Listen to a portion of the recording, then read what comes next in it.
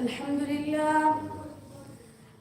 لله نحمده ونصلي على رسوله الكريم أما بعد فأعوذ بالله من الشيطان الرجيم بسم الله الرحمن الرحيم والسارق والسارقة فاقطعوا أيديهما جزاء بما كسبا نكالا من الله والله عزيز حكيم.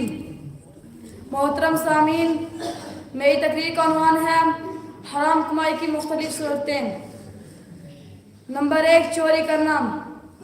سامعین اکرام، کسی کے مال کی چوری کرنا حرام ہے، اسی لیے اللہ تعالیٰ نے چور کے لیے بہت سخت سزا مقرر کی ہے. چنانچہ اللہ تعالیٰ کا فرمان ہے وَالسَّارِقُ وَالسَّارِقَةُ فَاقْطَعُوا أَيْدِيَهُمَا جَزَاءً بِمَا كَسَبَا نَكَالًا مِّنَ اللَّهِ وَاللَّهُ عَزِيزٌ حَكِيمٌ. اور چوری کرنے والے مرد اور چوری کرنے والے عورت کے ہاتھ کاٹ دیا کرو، یہ بدلہ ہے ان کا جو انہوں نے کیا، اور عذاب ہے اللہ تعالیٰ کی طرف سے، اور اللہ تعالیٰ سب پر غالب اور حکمت والا ہے. اس آیات کریمہ سے یہ معلوم ہوا کہ جو ہاتھ ناجائز طور پر کسی کے مال کی طرف بڑھتا اور اس پر قبضہ جما لیتا ہے تو اس ہاتھ کو باقی رہنے کا کوئی حق حاصل نہیں. اسے اس آدمی کے جسم سے کاٹ کر الگ کر دیا جائے جو اس قسم کے ساتھ کرتا اور دوسرے کی مال کی حرمت کو پامال کرتا ہے. بعض لوگ مسافروں کی جیبیں کاٹ دیتے ہیں یا خفیہ طور پر ہاتھوں کی صفائی کے ساتھ ان کے جیبوں سے نقدی رقم نکال لیتے ہیں یا کوئی نشہ اور چیز کھلا پلا کے ان کی تمام اشیاء اپنے قبضے میں لے لیتے ہیں. یہی سب چوری کی شکلیں ہیں. بعض لوگ دوسروں کی معمولی چیز بلا اجازت اپنے قبضے میں لے لیتے ہیں اور اسے چوری تصور کرتے ہی نہیں، حالانکہ رسول اللہ صلی اللہ علیہ وسلم کا ارشاد ہے لعن اللہ السارق یسرق البیضة فتقطع یدہ ویسرق الحبل فتقطع یدہ.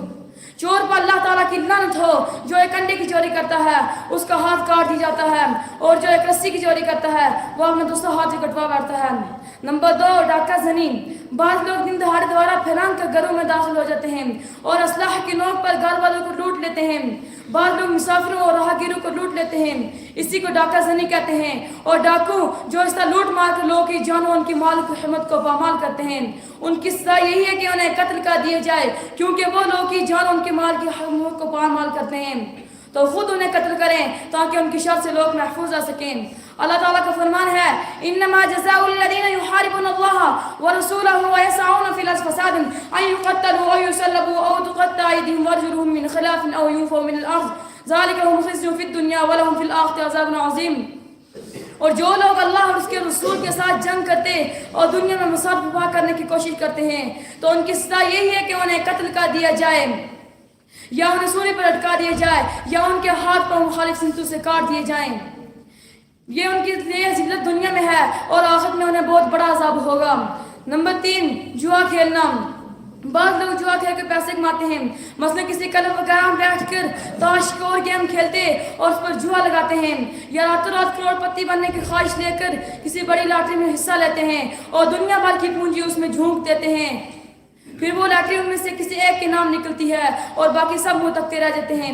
اسی طرح آمدنی کے جتنے ذرائع ہیں وہ سب حرام ہیں. جوئے کے متعلق اللہ تعالیٰ کا فرمان ہے یا ایھا الذین آمنوا انما الخمر والمیسر والانصاب والازلام رجس من عمل الشیطان فاجتنبوہ لعلکم تفلحون. اے ایمان والو، بات یہ ہے کہ شراب اور جوا اور پتھر جن کو بتوں کے نام سے جانور ذبح کیے جاتے ہیں، فال نکالنے کی تیر، یہ سب ناکام ہیں اور یہ سب شیطان کے کام ہیں، لہذا تم ان سے بچو تاکہ کامیابی حاصل کر سکو. نمبر 4، سودی لین دین. سودی لین دین کے ذریعے کمائی بھی حرام ہے. اللہ تعالیٰ نے ایمان والوں کو مخاطب کر کے سودی لین دین کو قطعی طور پر حرام کرا دیا ہے کہ اگر تم نے ایسا نہیں کیا تو یہ اللہ اور اس کے رسول کے خلاف اللہ نے جنگ میں مترادف ہوگا.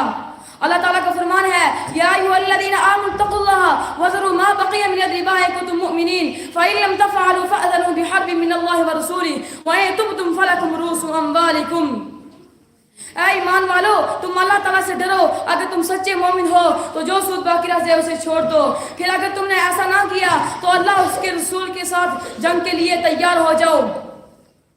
ہاں، اگر سچی توبہ کر لو تو تمہارا اصل مال تمہارا ہی ہے، نہ تم ظلم کرو اور نہ تم پر ظلم کیا جائے. سامعین اکرام، اگر آپ میں سے کوئی شخص ایسا ہے جو سودی لین دین میں ملوث ہے تو وہ فوراً سچی توبہ کر لے. نہ آپ خود کسی سے اور نہ ہی کسی بینک سے سود پر قرضہ لیں، نہ ہی اپنی ضروریات کے لیے اور نہ ہی تجارتی مقاصد کے لیے، نہ ہی آپ سود پر کسی کو قرضہ دیں. نہ ہی کسی بینک میں فکس منافع کو رقم جمع کروائیں، کیونکہ یہ بھی سود کی ایک شکل ہے۔ جاہلیت کے دور میں ایک مالدار شخص کسی غریب کو قرضہ دیتا تو سود کے ساتھ دیتا، پھر جب وہ مقررہ مدت پر قرضہ واپس نہ کرتا تو اس پر قرض خواہ کی مقدار میں اضافہ کرتے ہوئے مدت بڑھا دیتا، پھر کرتے کرتے وہ سود اصل قرضے سے بھی زیادہ ہو جاتا۔ یہی بدترین ظلم تھا جسے اسلام نے قطعی طور پر حرام کر دیا۔ اللہ تعالیٰ کا فرمان ہے یا ایھا الذین آمنوا لا تأکلوا الربا اضعافا مضاعفا واتقوا اللہ لعلکم تفلحون۔ اے ایمان والو، تم بڑھا چڑھا کر سود نہ کھاؤ بلکہ اللہ تعالیٰ سے ڈرتے رہو تاکہ تم کامیابی حاصل کر سکو۔ سود کتنا بڑا گناہ ہے اس کا اندازہ ہم آپ صلی اللہ علیہ وسلم کے ارشاد سے کر سکتے ہیں۔ الربا 70 حوبا ایسرهما ان ينكح الرجل امه۔ سود کے 70 گناہ ہے اور ان میں سے سب سے ہلکا گناہ ایسا ہی ہے جیسے کوئی شخص اپنی ماں کے ساتھ نکاح کرے۔ اور دوسری روایت میں ہے الربا 72 بابا ادناها مثل اتيان الرجل امه۔ سود کے 72 دروازے ہیں اور ان میں سے سب سے ہلکا گناہ یہی ہے کہ کوئی شخص اپنی ماں کے ساتھ منہ کالا کرے۔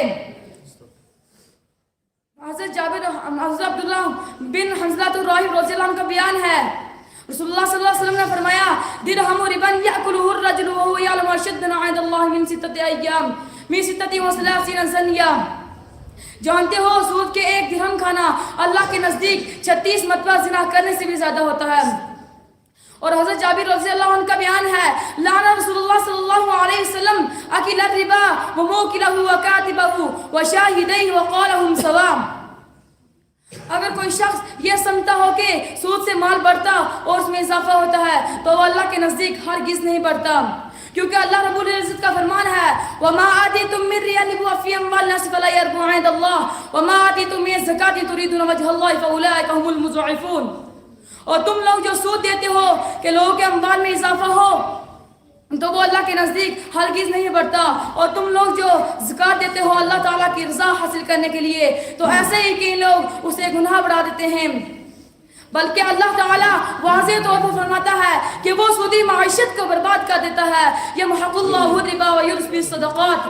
اللہ سود کو مٹاتا اور صدقے کو بڑھاتا ہے۔ آخر میں اللہ کے اللہ